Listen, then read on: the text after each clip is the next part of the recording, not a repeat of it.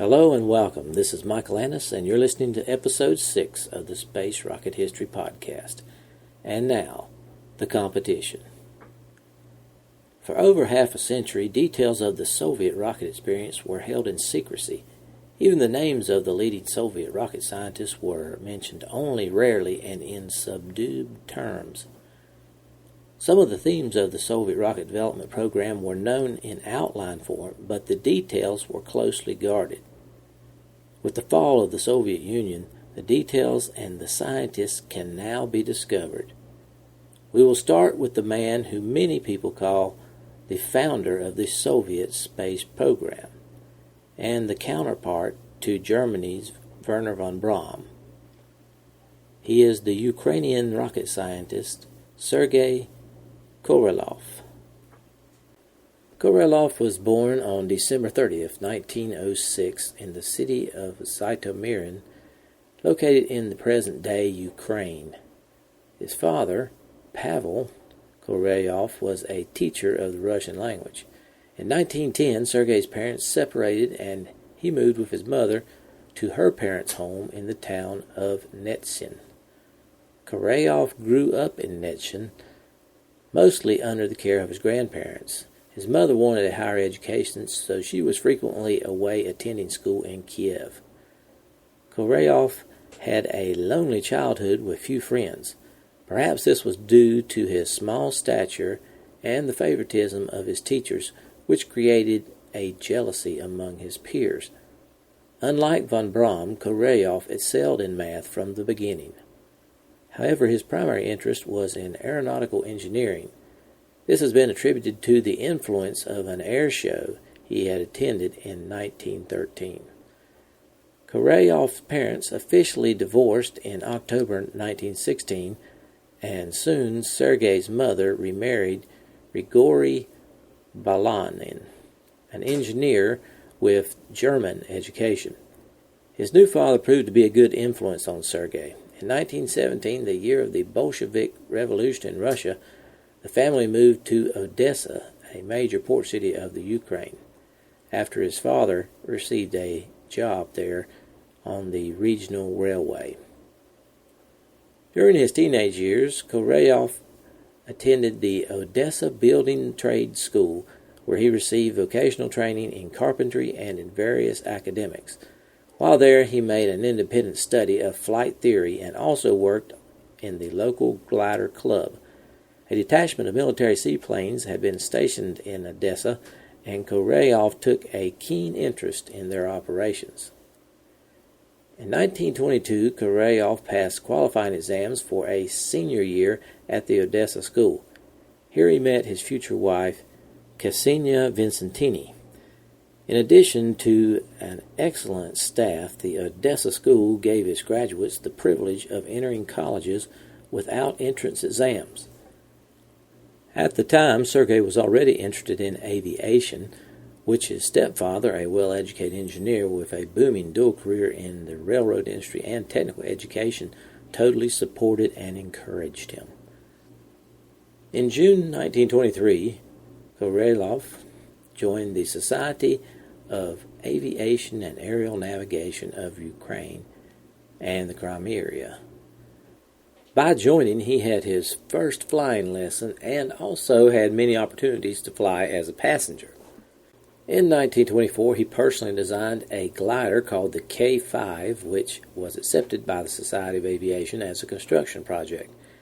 He also decided in 1924 to transfer to the Kiev Polytech Institute because they had an aviation branch. His curriculum was technically oriented and included various engineering, physics, and mathematics classes. 2 years later, Korolev decided to transfer to Moscow's Bauman High Technical School, the best engineering college in Russia, often compared these days to the MIT in the United States. In 1929, Korolev produced his first aircraft in order to graduate from Bauman, with the help of his advisor, the great Andrei Tupolev. Korolev started work at 22 years of age in an aircraft design bureau designated OPO-4, or the fourth experimental section. It was during 1930 Korolev was the lead designer on the Tupolev TB-3 heavy bomber. When Korolev turned 23, he became interested in the liquid fuel rocket engines. As his interest was primarily in aircraft, he saw the potential for use of these engines to propel airplanes. It was one day while he was flying around that he looked up and wondered about what was beyond the point of where he could take his plane and how he could get there. Many believe this was the start of his interest in space. In 1931, together with Frederick Sander, a space travel enthusiast, he participated in the creation of the Group for the Study of Reactive Motion, and that is abbreviated GIRD. GIRD. GIRD was one of the earliest state-sponsored centers for rocket development in the Soviet Union. It was a group similar in function to the German VFR, or the Society for Space Travel. In July of 1932, Korolev was appointed chief of the group. During the following years, GIRD developed 3 different propulsion systems, each more successful than the last. By then, the military became interested in the efforts of the group and began providing some funding.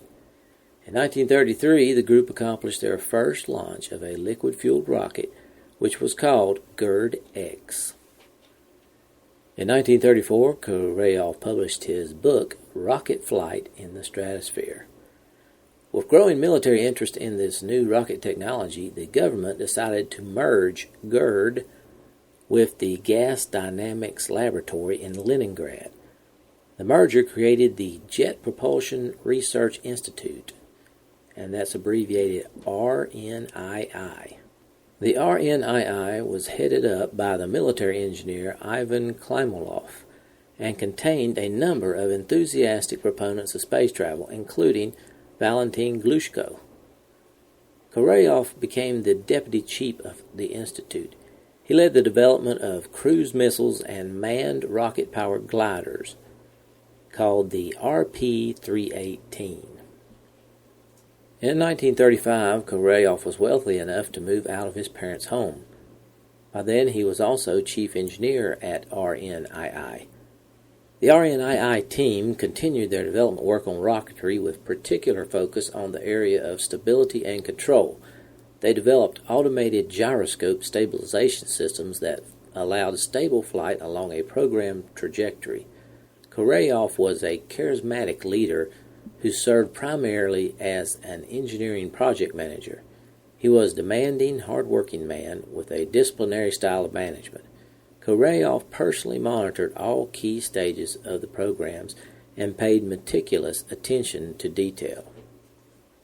During the late 1930s, the Soviet Union was a very dangerous place to be. Paranoia ran deep, and nowhere did it run deeper than in the country's leader, Stalin. For the purpose of consolidating his power, Stalin moved against all rivals, both real and perceived, in the Communist Party, the Red Army, and Soviet society. During this time of paranoia, people of competence often received sentences of death or imprisonment simply because of a perception of disloyalty. Soviet citizens turned on each other, denouncing one another in an attempt to save their own skins, or as a way to settle old scores. Aerospace engineers were imprisoned during 1937 through 1938. At the peak of Stalin's purges, Korolev was arrested on June 23, 1938, having been denounced by Ivan Klimov, Gregory Landmark, and, most importantly, by his then subordinate, Valentin Glushko. There was no evidence that Korolev himself was involved in any traitorous activities, and there was no investigation. This is what Korolev thought about the experience. Quote, I was bluntly accused of sabotaging research in a new technology. I could not imagine a more absurd and incredible charge. End quote. Korolev did not disguise his contempt for Stalin's puppets. He fully well expected to be shot and often said, quote, We will all vanish without a trace. They will just wipe us out, and the newspapers won't even take notice." End quote. Knowing that his arrest was a mistake, Korolev wrote many appeals to the authorities, including Stalin. Following the fall of the NKVD head, that's the predecessor to the KGB head, Nikolai Yesov, the new chief, Lavrentiy Berera, chose to retry Korolev on reduced charges in 1939. But by that time, Korolev was on his way from prison to a gulag in the far east of Siberia, where he spent several months in a gold mine in the Kolyma area before word reached him of his retrial. Toward the end of 1939, he was sent back to Moscow, but he had already sustained injuries and had lost most of his teeth due to the labor camp's brutal condition. When he reached Moscow, Korolev's sentence was reduced to 8 years, which he thankfully did not have to serve in a labor camp. Other members of the RNII had also been arrested. Klemenov, Langmach were executed, leaving Korolev very fortunate to have survived at all. The rocket program was set back for years and fell far behind the rapid progress taking place in Germany at that time. Stalin eventually recognized the importance of aeronautical engineers for the impending war with Germany, and he released Korolev and other technical personnel from prison who could help the Red Army by developing new weapons. A system of sharoskas, which means prison design bureaus, was set up to exploit the jailed talent. Korolev was saved by the intervention of senior aircraft designer Sergei Tupolev, himself a prisoner, who requested Korolev's service in the TSKB-39 Sharoska. Korolev, however, was not allowed to work on rockets except at night on his own time. With the victory in World War II in sight by 1944, and recognizing the immense progress that Wernher von Braun's team had made with the V-2 rocket in Nazi Germany, Stalin decided to develop ballistic missiles of his own. On June 27, 1944, the authorities finally paroled Korolev. And in 1945, Korolev was awarded the Badge of Honor, his first decoration for his work on the development of rocket motors for military aircraft. World War II ended in 1945, and this left the United States in a very powerful position. The U.S. had the atom bomb, von Braun, and the V-2. Stalin was extremely concerned. The same year, Korolev was commissioned into the Red Army with the rank of colonel. The primary motivation for this was because the Soviets desperately needed his expertise to learn from Wernher von Braun's A-4 rocket and how to produce one for the Soviet Union. On September 8, 1945, Stalin sent Korolev and other technical experts from the Kazan Sharoska to Soviet-occupied Germany to investigate von Braun's efforts. At first, Korolev merely accompanied the team that salvaged what was left of the V-2 production effort, but soon he began interviewing dozens of V-2 engineers and technicians who still remained in Germany. It became apparent that the U.S. did not get everything. There were remnants left which would suffice to serve the Soviets' needs. The top people were on their way to the U.S., but the lower-level staffers remained with invaluable information, even if it was in bits and pieces. Some contractors were still in business, including a plant in Berlin that built missile control systems, and one upper-echelon manager, Helmut Gottlieb, was captured. The Soviets placed a priority on reproducing lost documentation on the V-2 and studying the various parts and captured manufacturing facilities. That work continued in East Germany until late 1946. Most of the German experts, with the exception of Helmut Grotup, were those involved in wartime mass production of the V-2, and they had never worked directly with Wernher von Braun. In August 1946, while still in Germany, Korolev was appointed chief of the department in the newly created NII-88 in Podlipki, northeast of Moscow. This organization was made responsible for the development of and industrial production of missile technology based on German hardware. Following Korolev's instructions, 200 German employees of the Mittelwerk V-2 factory were rounded up on the night of October 22-23, 1946, after attending a drunken party, and sent to relatively comfortable living conditions at Lake Salager between Moscow and Leningrad. Thus, the jailed became the jailer.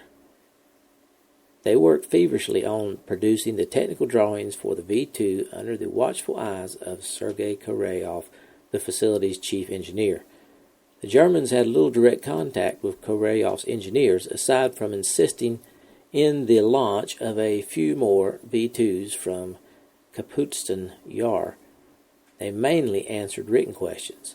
They finally returned to Germany between 1950 and 54.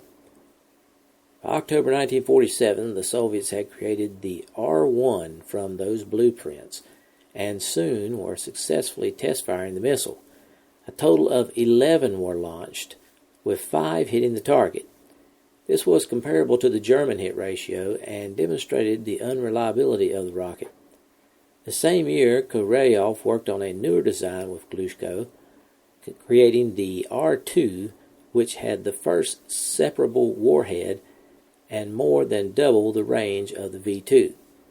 This was followed by the R-3, which had a range of 3,000 kilometers and thus could target England. However, Glushko couldn't get the engines to develop the required thrust, and the project was finally canceled in 1952. Later in that same year, work began on the R-5, which had a more modest 1,200 kilometer range. The R-3 completed a successful test flight in 1953.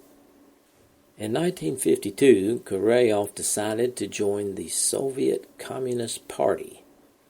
It was a tactical move born out of the necessity to request money from the government for his future projects. However, it was not until April 1957 that the government was willing to declare Korolev to be rehabilitated from his crimes. In spite of the Soviet progress on ICBM technology, Korolev was preoccupied with the use of rockets for space travel. In 1953, he proposed the use of the R-7 design for launching a satellite into orbit. He pushed his idea with the Academy of Science of the USSR, including a concept for sending a dog into space. He also had to overcome resistance in the military and among party members. The first true intercontinental ballistic missile, abbreviated ICBM, not only in Russia but in the whole world, was the R-7. This was a 2-stage rocket with 4 strap-on boosters surrounding Glushko's core engine. The boosters detached after they expended their fuel. The R-7 had a maximum payload of 5.4 tons, which was sufficient to carry the Soviets' bulky nuclear bomb over an impressive distance of 7,000 kilometers. After several test failures, the R-7 successfully launched on August 1957, sending a dummy payload to the Kamchatka Peninsula. It was Korolev's R-7 ICBM that launched Sputnik 1 on October 4, 1957. This launch galvanized American concern about the capability of the Soviet Union to attack the U.S. with nuclear weapons using ballistic missiles. Indeed, the Soviet Union's succession of Sputnik and Luna launches, combined with the belligerent claims of Premier Nikita Khrushchev, created the public impression that the Soviet Union was far ahead of the United States in the development of unstoppable ICBMs and space weapons. Thanks for listening to this archive episode of the Space Rocket History Podcast. If you are financially able, please support the podcast by going to the homepage, spacerockethistory.com, and clicking on the orange Donate button or the Patreon link. Thanks.